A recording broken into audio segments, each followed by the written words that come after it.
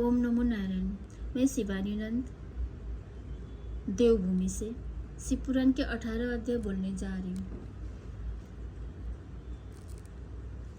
बंध और मोक्ष का है। सर्वार्थ चित्त सूजी बंध और मोक्ष का है। सूजी कहने लगे बंध और मोक्ष आज के विषय है। सूजी कहने लगे ऋषियों में बंध और मोक्ष के उपाय कहता हूँ, ध्यान से सुनिए। प्रकृति के 8 बंधनों के कारण ही आत्मा की जीव संज्ञा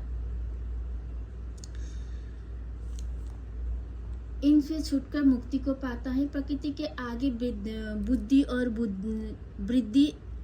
और बुद्धि के आगे गुणात्मक अहंकार और पंचात्मात्रा, यही सब 8 प्रकृति है। इन्हीं 8 से यह देह है और इससे जो कुछ क्रिया हो रही है इसी का नाम कर्म है। फिर कर्म से देह इस प्रकार का बारंबार होता है। स्थूल, सूक्ष्म और कारण, ये 3 प्रकार के शरीर होते हैं। स्थूल व्यापार करता है, सूक्ष्म इंद्रियों का भोग करता है तथा कारण शरीर आत्मा के उपभोग के निमित्त है। कर्मों के द्वारा ही यह पाप पुण्य भोगता है और इन्हीं से सुख दुख की प्राप्ति होती है। इस काल में यह जीव कर्म रूपी डोर से बारंबार बांध कर क्रम से तीनों शरीर सहित चक्र व सदैव भ्रमता रहता है। दूर तो तब हो जब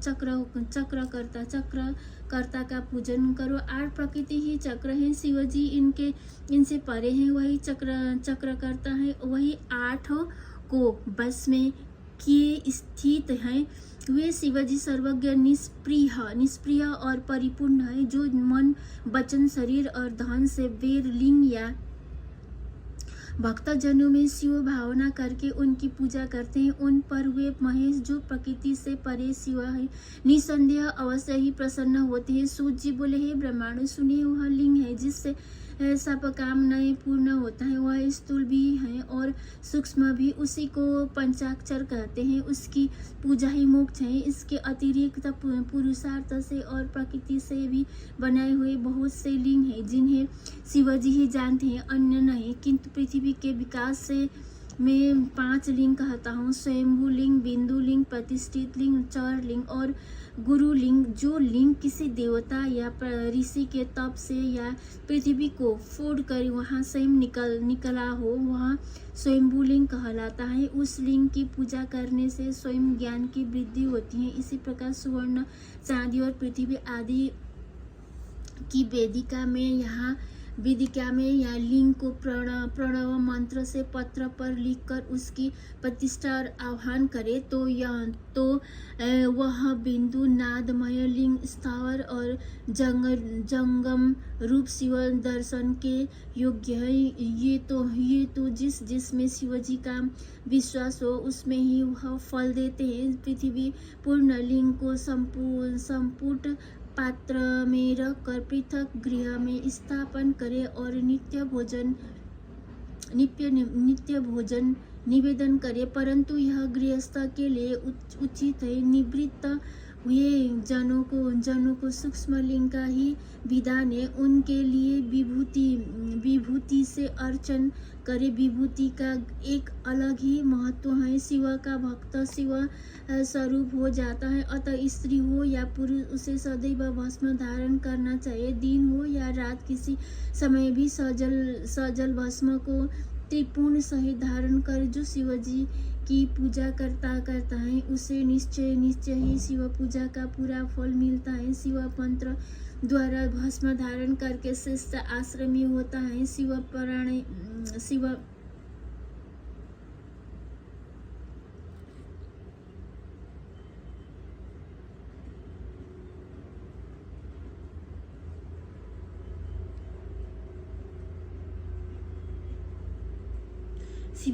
ही शिवश्रमी है। शिवजी के व्रती को अपवित्रता और सूतक नहीं लगता,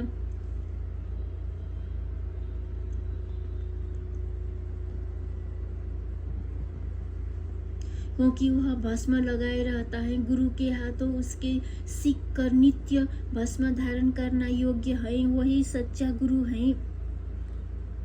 जो शिष्य के शिष्य के राजस तामस तीनों गुणों का नाश कर शिव का बोध कराता है। इसी प्रकार ज्ञानी गुरु सर्वथा ही पुण्य है, शिष्य पुत्र को समान समान है। वही सच्चा शिष्य है जो गुरु के शासन को स्वीकार करता है। इसी से यह मंत्र का पुत्र भी कहा जाता है। इसको उचित है कि गुरु रूप पिता की सर्वदा पूजा करे। उत्पन्न करने वाला पिता पुत्र को संसार में डुबा देता परंतु ज्ञानदाता गुरु रूप पिता संसार से पार कर देता है। इस प्रकार दोनों का अंतर जानकर गुरु रूप पिता का पूजन करना योग्य है। तन मन और धर्म से शुरू गुरु सर्वथा ही पूजनीय है। गुरु पूजा हो जाती है। गुरु भी विशेष ज्ञाता होना चाहिए और बड़े यत्न से ऐसे गुरु ग्रहण करे। अज्ञान का नाश करना ही गुरु का कार्य है और विशेष ज्ञाता गुरु ही अज्ञान को हटा सकता है।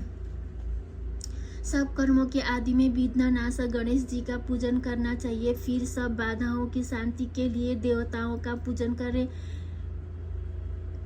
दैविक और भौतिक तीनों प्रकार के दोष पाप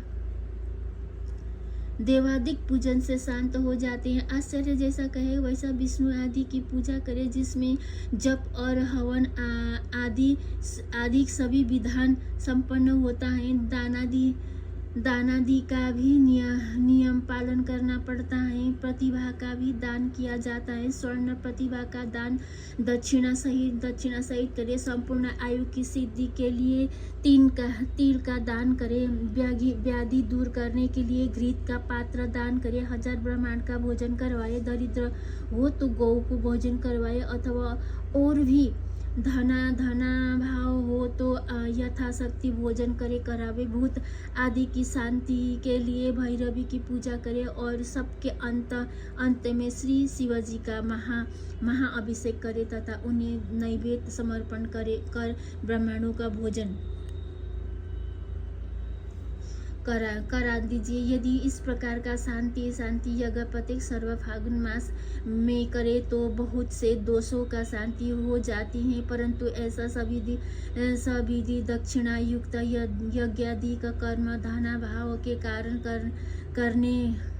करने में असमर्थ हो तो स्नान करके कुछ दान देने और 108 मंत्र द्वारा सूर्य को नमस्कार करे। 10,000 लक्ष्य अथवा करोड़ नमस्कार करे। इस प्रकार के नमस्कार रूप यज्ञ से संपूर्ण देवता प्रसन्न हो जाते हैं। फिर शिव भगवान से इस प्रकार प्रार्थना करे कि हे शिवजी, आप सगुण और प्रकाशमय हैं। आपके स्वरूप को मैंने अपनी बुद्धि अर्पण कर दी और जो कुछ भी मेरा है वह सब मुझ सहित आपका है। मैं अपनी देह से नम्र हूँ। हे प्रभु, आप महान हैं और आपका होने से ही मेरा स्वरूप शून्य नहीं है, क्योंकि मैं आपका दास हूँ। इस प्रकार की प्रार्थना कर नमस्कार पूर्वक आत्मयज्ञ की कल्पना करें। आचार्य एवं गुरु जैसा बतलावे जय वैसा पाप नाशक विधान करे। शिव धर्मों में प्रदक्षिणा सबसे श्रेष्ठ है। क्रिया से युक्त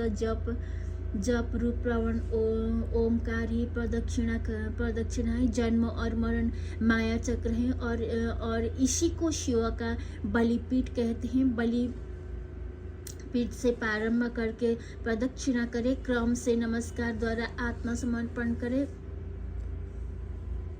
अर्थात जन्म और मरण दोनों को शिव की माया में अर्पण कर देनी चाहिए। शिवजी माया में अर्पण करने से फिर आत्मा को जन्म मरण नहीं प्राप्त होता है और मुक्त हो जाता है। जब तक शरीर क्रिया के अधीन है तभी तक पृथ्वी वृद्ध होने से यह जीव कहा जाता है और सूक्ष्म स्थूल और कारण तीनों शरीर को वश में करने पर विद्वानों द्वारा यही मुक्त कहा जाता है।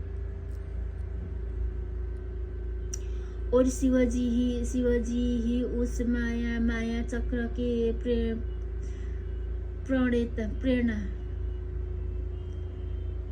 है। शिवजी सबके परम कारण है। शिवजी की माया में अर्पित द्वंद्व का शिवजी ये निवारण करने हैं। जब हम शिव द्वारा कल्पित द्वंद्व को शिव अर्पण कर देते हैं, तब उनके निवारण कर देते हैं, तब उनके निवारण करता शिवजी निश्चय ही उनका निवारण कर देते हैं। हे ब्रह्मांडों, प्रदक्षिणा और नमस्कार शिवजी को अत्यंत प्रिय है। जो पर आत्मा शिव को इस प्रकार षोडशोपचार वाली पूजा, प्रदक्षिणा और नमस्कार ओम नमो नारायण करते हैं, उन्हें महान फल की प्राप्ति होती है। पृथ्वी में ऐसा कोई पातक नहीं जो प्रदक्षिणा से नाश न होता हो, इसलिए प्रदक्षिणा से ही समस्त पापों का नाश करे। जैसे भी हो, शुद्ध अन्न खाकर जीव हिंसा आदि से रहित हो, एकाग्र चित्त से शिवजी की भक्ति करे